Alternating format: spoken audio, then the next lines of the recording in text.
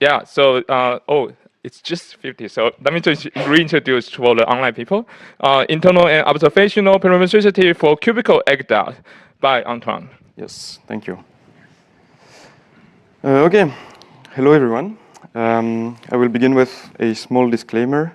So in this talk, we will be speaking about pure functional programs with dependent types and presumably within proof assistance. So in this work, we try to answer the question, what is the best way we can provide free theorems to the proof assistant user? And first of all, I have to explain what a free theorem is.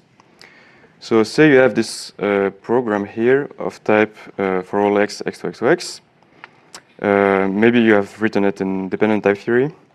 You could conjecture that P must be either the first polymorphic projection or the second one. And the intuition behind this is that the program P in normal dependent type theory cannot case on its type variable. And for that reason, it is said to be parametric. But there is also a formal definition of parametricity, thanks to Reynolds. So according to Reynolds, P is parametric if and only if it preserves logical relations. And what I mean by logical relations is really a relation that preserves type structure. So P being parametric means P preserves structure-compatible relations. And for our program P of type for all x, x to x to x, this relational parametric statement unfolds to the following. So if you have a relation between two types, and if you have x0, x1, which are related by R, and also y0, y1, which are related by R, then the outputs of P must be related by R as well. And in fact, from this relational parametric statement, you will be able to deduce your free theorem of interest. So for us, it was the fact that P must be either the first or second projection. So how do you bring free theorems to proof assistance? There are two solutions that exist currently. The first one is called parametricity translations. And I will only mention them in this talk. And the second one is to have an internally parametric dependent type theory. And contrary to the previous talk, mine are interval based. Yeah, and so those two solutions actually they offer opposite trade-offs when it comes to incorporating parametricity in proof assistance. So, right, what are they? Internally parametric DTTs. They were introduced a few years ago by Muylder and collaborators. And they are extensions of standard dependent type theory. So you have new types, terms, and equations. And in particular, you have this bridge type around at each type A and points A0, A1. And the basic idea behind bridge types is that they are axiomatic types of logical relations. And it's similar to the path types of cubical type theory, which are basically axiomatic types of isomorphisms. And so in this setting, parametricity is actually the fact that functions preserve bridges. And you have an internal parametricity theorem, which says that for all dependent program, if you have a bridge in the domain, then you have some kind of dependent bridge in the codomain of P. And as you can see, it's definable within the theory, which is very nice. And then if you want a particular free theorem, you can just derive it from this statement, actually. So quantification on the program P is internal to the type theory. That's you need internal parametric DTTs to have that. And this allows you to prove new interesting things when compared to standard type theory. For instance, this Church encoding here. And this is something parametricity translations cannot achieve, actually. And there are nice systems available in the literature, but there were no implementation until now. So we decided to look at this system by Cavallo and Harper of their paper Internal Parametricity for Cubical Type Theory. And we decided to implement that system. So the resulting proof assistant, it's called Agda Bridges. So Agda Bridges, it's an implementation of essentially the CH Cavallo-Harper system on top of Agda cubical. And so the CH system itself, it's an extension of HoTT, specifically Cartesian cubical type theory. And Agda bridges, it's rather an extension of Agda cubical, which is an implementation of CCHM cubical type theory. So Agda bridges is the first practical proof assistant with internal parametricity. And in fact, it successfully type checks the cubical library. And so this means that we have nice principles available, such as univalence and Fanext. And so let me quickly describe some of the primitives of Agda bridges. So you have a bridge interval with 2 endpoints. You have bridge types at each type A, endpoints A0, A1. And the rules of the bridge type make it so that bridges are manipulated as functions out of this bridge interval, and also with definitionally fixed endpoints. And there's some subtlety here because we want BI inputs to be consumed substructurally. And this is important for the operational semantics of the CH system to be even stated. And the way we enforce this is via what we call freshness constraints. And so there are basically conditions that are checked on free variable in our type checker. And this is, by the way, an extension of the tick annotation from Agda guarded. And similarly, you have types of dependent bridges. And dependent bridges, you can think about them as being dependent function over the bridge interval. Other Agda bridges primitives, you have extent, which given 2 functions, f0 and f1, and a proof that those 2 functions are pointwise related, pointwise bridge related, will build you a bridge between f0 and f1. And you also have the gel primitive, which lets you coerce a relation into a bridge. And you also have rules proving that those things are isomorphisms. And by the way, the fact that gel is an isomorphism, Cavallo and Harper call relativity, and it's the relational analog of univalence. And we also redesigned the transp and h-comp operation from Agda cubical. So have a look at the paper for that. And now we can prove 3 theorems inside the proof assistance. And I would like you to look at the first line here. So as you can see, it's a proof of the Church encoding for bool.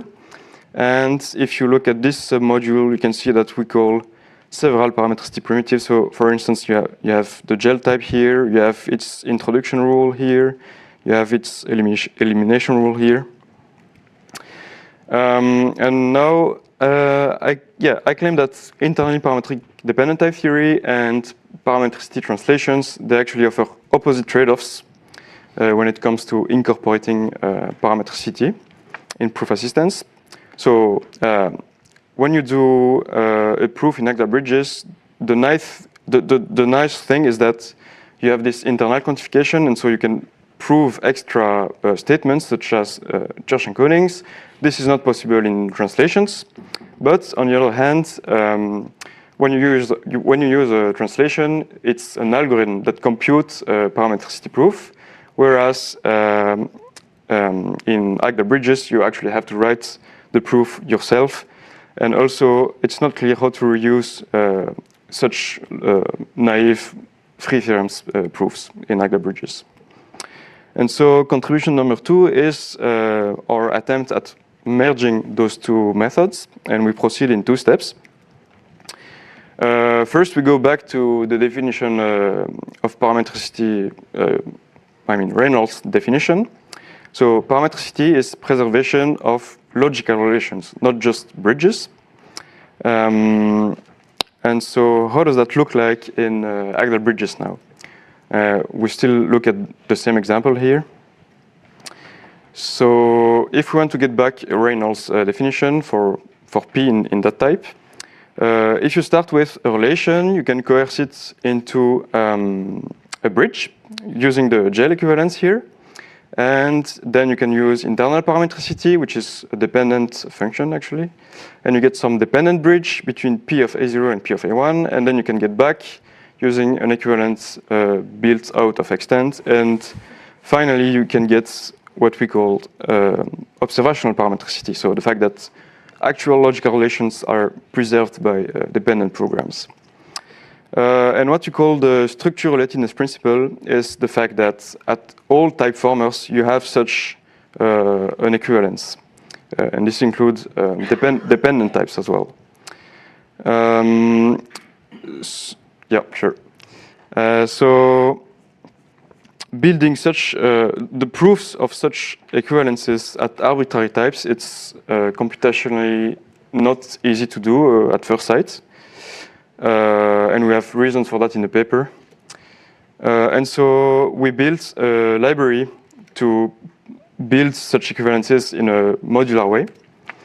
And so the idea is that types which are equipped with such horizontal equivalences, so types that satisfy the structure relatedness principle, they essentially form a model of type theory.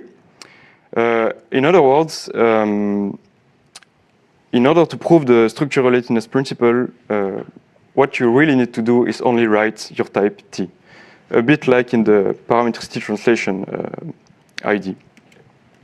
And our library to build such equivalences modularly is called HoTT, standing for Relational Observational Type Theory. And I give here a quick example. So how do you use that library if you want to prove some free theorem? The first step is to write the type of your program, or rather the derivation tree of the type using our DSL, basically. So as you can see, I'm using formation rule for the arrow type and the universe. And then you can call param, and so this is the param call. And compared to low-level proofs, proofs done using that framework are more compositional, they're concise and scalable. That's what I claim, at least. And we don't have any automation to extract those derivation trees yet. And also, we don't have support for iterated parametricity, and I don't know if it's possible. I have to think about that. And we have more examples in the paper. And this relational observational type theory I was mentioning, it's in a way some semantics, I believe, for the theory we saw in the previous talk, or rather a fragment of that theory. And it's only semantics. We don't have syntax for HoTT. It's a library in Agda bridges. And now I will take questions. Thank you.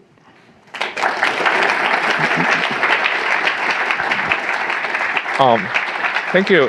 So I believe we have an online question. Oh, do you want me to start with that? I think so.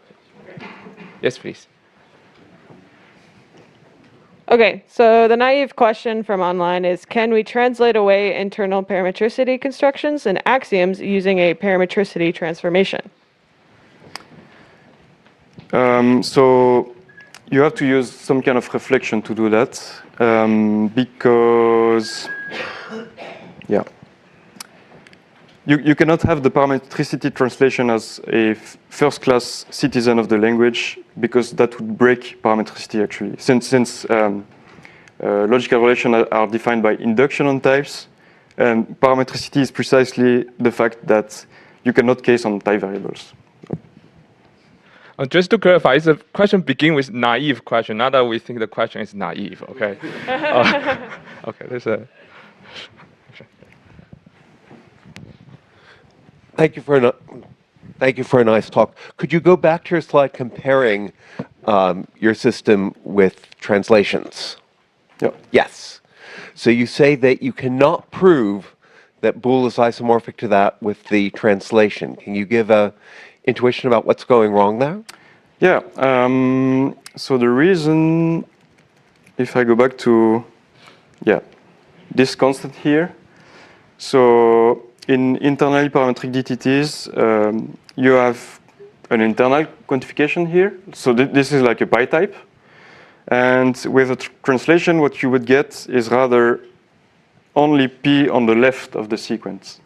So in other words, when you use a parametricity translation, it will only work for concrete programs, for known programs, top-level programs. So going back to a question from the previous one, I'm wondering if the thing is that the translation does not give you the identity extension lemma. Yeah, I think this IEL, it's essentially parametricity. I think it's better to state it as internal parametricity. Yeah, I also actually don't quite understand this IEL thing. I'll talk with you guys later. We can take more questions. Oh, here. Hi there. So you have this church encoding of Booleans. Yes. Does it work either at the higher or lower level with index types? So can you do church encodings of inductive families? Okay, I don't know, but I would expect that it's the case. And we have more complex examples in the paper. For instance, we reproved Reynolds abstraction theorem for predicative system of this time, using Agda bridges as a meta theory. And there, yeah, we need to use index types to do that. So. Okay. I think we can take two more. Oh, there's a question in the end. Oh.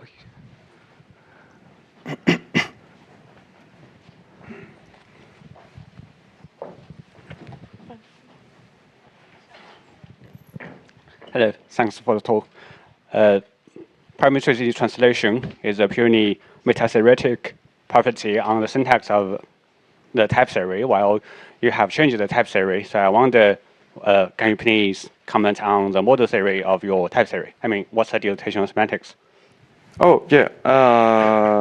So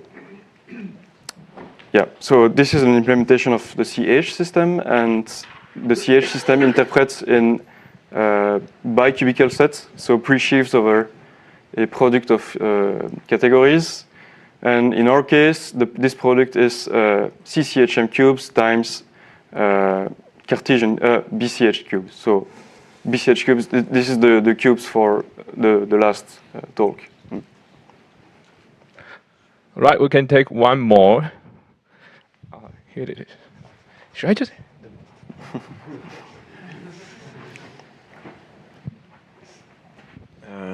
I'm just wondering what is the subset of types that are expressible in HoTT and which ones would not fall into it? Yeah, so I think the question of knowing if that subset is the entire theory is probably independent. But the idea, and I think your idea, is to make it so that all types are expressible using HoTT. All right, thank the speaker again.